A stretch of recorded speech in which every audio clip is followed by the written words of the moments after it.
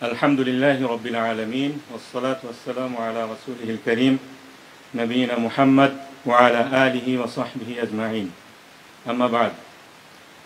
Dear brothers and sisters, Assalamu alaikum wa rahmatullahi wa barakatuh. All praises belong to Allah subhanahu wa ta'ala, who said, أعوذ بالله من الشيطان الرجيم ولا تحسبن الذين قتلوا في سبيل الله أمواتا بل أحياء عند ربهم يرزقون. Don't consider those who are killed in the way of Allah as dead, but they are living and given rizq from their Rabb. Allah subhanahu wa ta'ala also said, أعوذ بالله من الشيطان الرجيم وَلَئِن قُتِلْتُمْ فِي سَبِيلِ اللَّهِ أَوْ مُتُّمْ لَمَغْفِرَةٌ مِّنَ اللَّهِ وَرَحْمَةٌ خَيْرٌ مِّمَّا يَجْمَعُونَ. If you are killed or die in the way of Allah, then forgiveness and blessing of Allah subhanahu wa ta'ala is better than what the disbelievers have gathered. Allah subhanahu wa ta'ala also said, كُلُّ نَفْسٍ ذَائِقَةُ الْمَوْتِ وَإِنَّمَا تُوَفَّوْنَ أُجُورَكُمْ يَوْمَ الْقِيَامَةِ فَمَنْ زُحْزِحَ عَنِ النَّارِ وَأُدْخِلَ الْجَنَّةَ فَقَدْ فَازَ وَمَا الْحَيَاةُ الدُّنْيَا إِلَّا مَتَاعُ الْغُرُورِ. Every single person will taste death, and certainly you will receive your reward in hereafter. The one who has been saved from hellfire and will enter Jannah is surely the winner. Indeed, this world is nothing but illusion. After that, may peace be upon the Prophet Muhammad sallallahu alaihi wasallam, who was sent down as a blessing for the whole world and as the best role model for the Ummah. Dear brothers and sisters, it is a great honor for me to be a part of this gathering and to have this opportunity to say something about my honorable father, who recently became a Shaheed. I take this opportunity to thank the organizers of this conference and its participants. You have shown great love for your fellow oppressed brother. I believe this love is only for the sake of Allah subhanahu wa ta'ala. We, the member of Bangladesh Jamaat Islami, love all our Muslim brothers for the sake of Allah, especially those belong to Islamic movement. It is narrated in a hadith that on the day of judgment, where the sun would be directly above the head of people and there would be no shade except for the shade of Allah's arsh, the mighty throne, those who loved each other for the sake of Allah would be under its shade.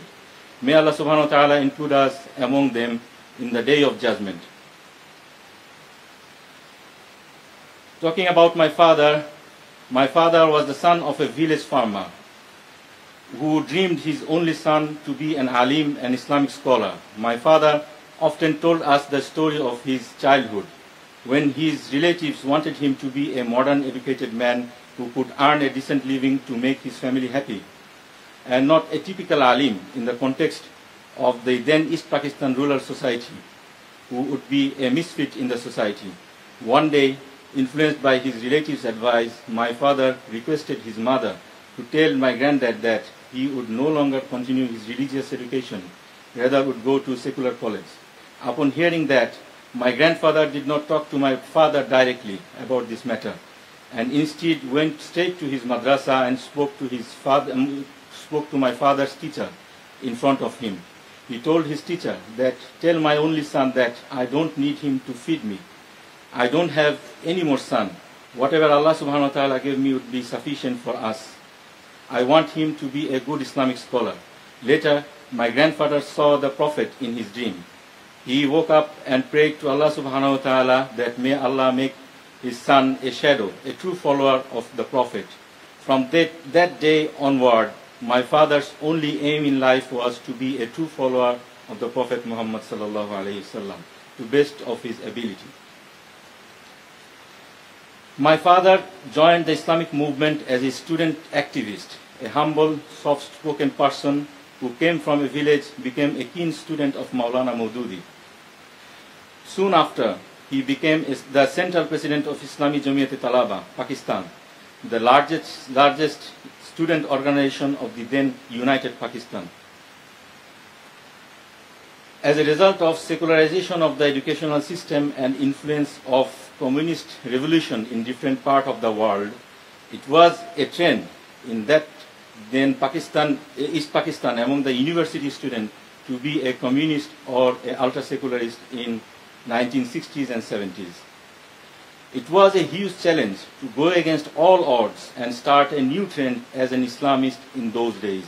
Jamiat-e-Talaba, under the leadership of my father, initiated a movement for Islamic educational system and an Islamic university. It was challenging at first. Jamiat-e-Talaba paid a heavy price and lost some of its most talented potentials like Shahid Abdul Malik, a colleague of my father. However, by the grace of Almighty Allah, success was achieved when the Islamic University was established in Bangladesh in late 70s. Although the then East Pakistan transforming into Bangladesh is often portrayed as a triumph of secular political movement, in that very Bangladesh, Islamists dominated the universities and other educational institutes by the grace of Almighty Allah.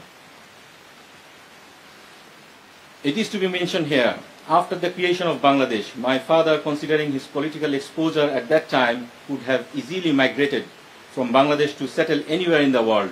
It could have been safer for him. He could have contributed scholarly for the Islamic movement.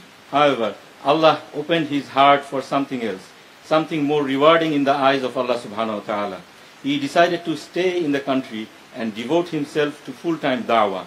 He and his colleagues knew exactly that they were putting themselves in for as countless Islamic scholars and politicians were brutally killed in the new secular country simply because they were not ready to accept secularism as an alternative to Islam. Holding different political opinion became a crime in the new state of Bangladesh, which was punishable by death. Despite that, my father and his colleagues' faith in Allah subhanahu wa ta'ala was unwavering, the result of which was truly amazing. Allah accepted their sincere effort and gave barakah in it in many folds. And within the next 45 years, Islamic movement was firmly established in the new country.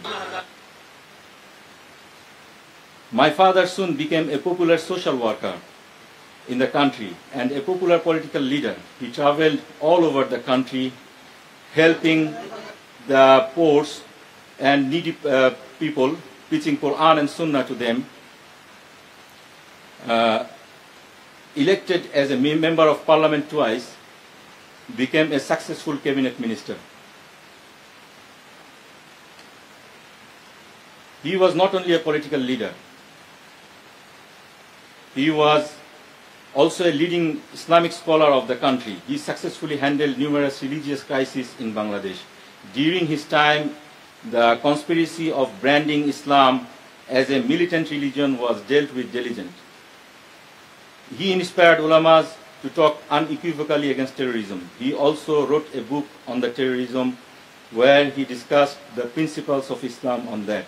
He further discussed how this conspiracy targeted to derail Islamic movement from the right path and a way forward to overcome that. Despite his extremely busy schedule, he authored 22 Islamic books and numerous booklets, 3 of which were written inside the prison. He and his party's success caused his downfall as well.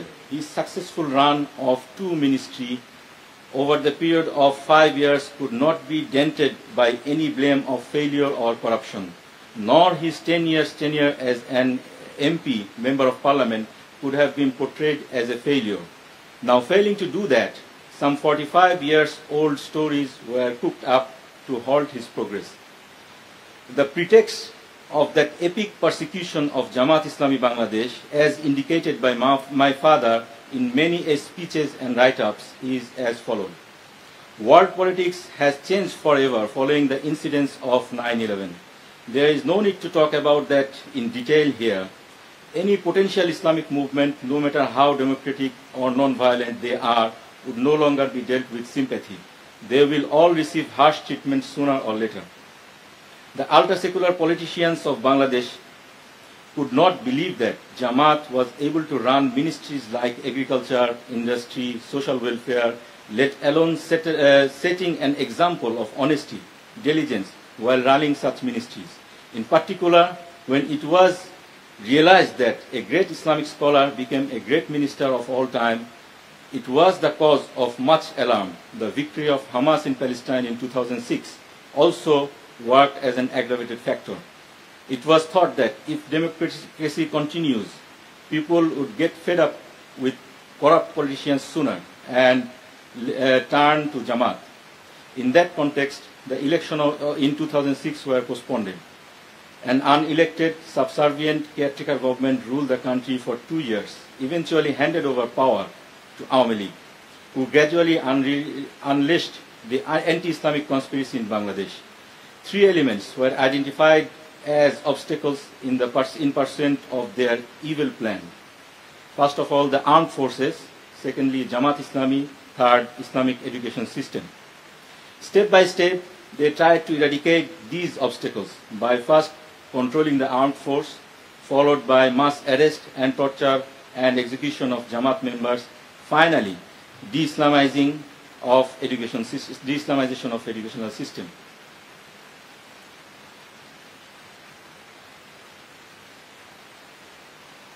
My father was arrested on the 29th of June 2010. A series of cases filed against him, and following imprisonment of 6 years, Allah finally accepted him as a Shaheed on 11th May 2016. As a lawyer and a son, I argued in the court against the false allegations made against my father. My father was a known political figure in 1971. News of his political activities used to be published in newspapers at that time. The prosecution submitted intelligence report of the then Pakistani government where the political activities of my father were described.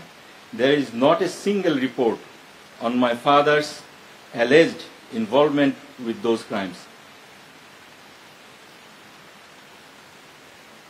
Furthermore, after the emergence of Bangladesh, cases were filed against war criminals and their collaborators. Not a single case was filed against my father. Newspapers used to publish stories of war victims and culprits. No single report was published against my father at that time. Books were written on stories of war and war crimes. Not a single allegation was raised against my father. It was long after that war, after 16 years have passed, when my father first participated in the national election and established himself as a potential Jamaat leader, propaganda started against him. Even at that time, no specific allegation were made. It was long after 40 years, some people popped up out of nowhere and claimed that my father was with the culprits of war crimes in 1971 and he commanded them. There is no explanation why they were in those 40 years and why it took 40 long years to reveal the alleged involvement of my father with those crimes. Awami League was in power for 2 terms before, from 1971 to 75 and from 1996 to 2001. Why they did not bring those allegations at that time? Despite all these odds and confusions, he was handed over death sentence and finally executed in May 2016. During his stay in the jail, he wrote 3 valuable books. Some articles were also published in pseudonym, where he gave important guidance for the Islamic movement. He also wrote some of his memoirs. All of these write-ups will be translated soon, inshallah, for the benefit of Ummah. Here are some pictures which we managed to take inside the jail despite the tight security. The night my father became Shaheed, it was the night I wish it never came to my life, but Allah subhanahu wa ta'ala decided to grant his servant a great honor on that night, and he decided to forgive him, inshallah. We were called by the authority and met our beloved father for the last time. It was a long meeting. My father made a long dua after giving us his last advices, wasiyah. We hugged him for the last time and left him for good.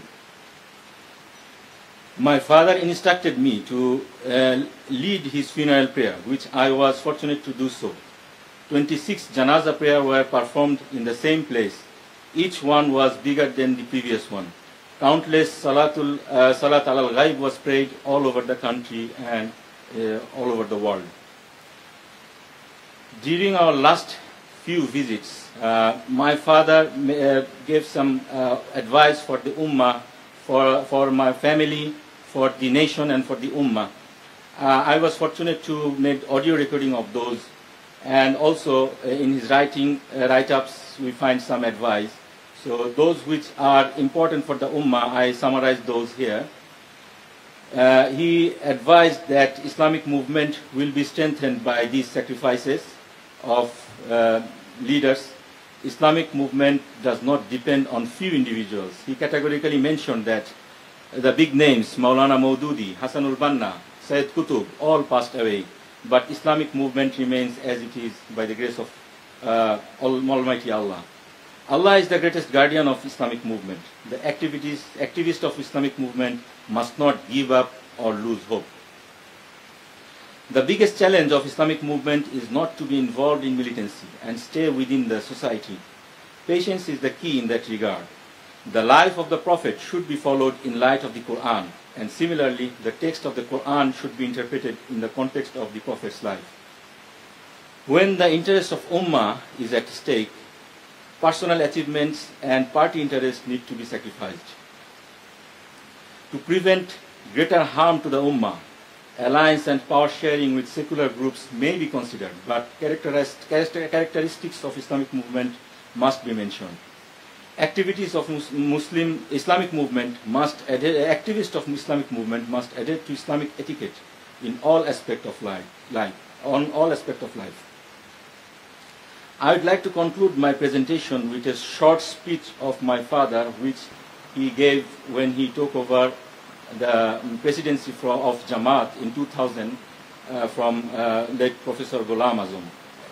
In that speech, he predicted his destination, and Allah accepted that. He said that Islamic movement going to face a severe test, and some people will be derailed, some people will be shaheed, and the rest who will be steadfast on the right track with iman and patience, Allah will give them the victory flag, inshallah.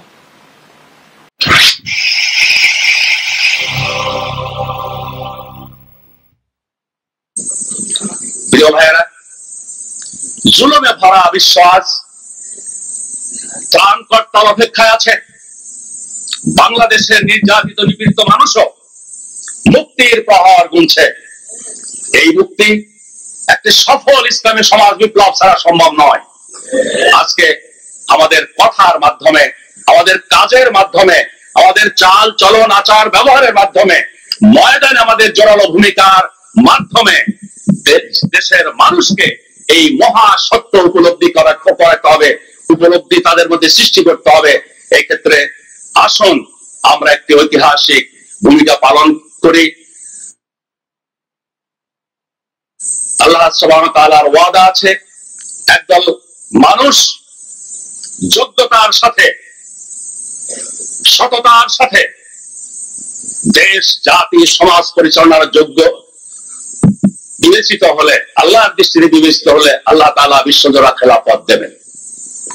মুহাম্মদুর রাসূলুল্লাহ সাল্লাল্লাহু আলাইহি ওয়াসাল্লামের ভবিষ্যৎবাণী আছে, নবুয়তের পরে খেলাফতের যুগ আসার কথা। সেই ভবিষ্যৎবাণীর আলোকে নবুয়তের পর খেলাফতের যুগ এসেছিল। খেলাফতের যুগের অবসানের পর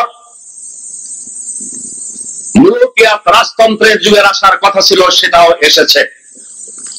আজকে বিশ্বে 2-4টি দেশে যে রাজতন্ত্র আছে, এটা কয়েকদিনের মেহমান হিসেবে আছে। রাজতন্ত্রের অবসানের পর বিশ্বের দেশে দেশে যে সমাজ ব্যবস্থা, রাষ্ট্র ব্যবস্থা প্রতিষ্ঠিত হয়ে আছে, যে নামেই ডাকা হোক না কেন, তার আসল পরিচয় জুলুমতন্ত্র। বিশ্ব পরিস্থিতি, বর্তমান বিশ্ব পরিস্থিতি চোখে আঙুল দিয়ে আমাদের দেখিয়ে দিচ্ছে, এই বর্তমানে বিরাজমান জুলুমতন্ত্রের অবসানের দিনক্ষণ ঘনিয়ে এসেছে। এরপরেই বিশ্বব্যাপী ইনশাআল্লাহ ইসলাম বিজয়ী শক্তি হিসেবে প্রতিষ্ঠিত হবে। ইসলামী আন্দোলন বিশ্বব্যাপী আজ পরীক্ষা নিরীক্ষা, ইমানের অগ্নি পরীক্ষার একটি স্তর অতিক্রম করছে।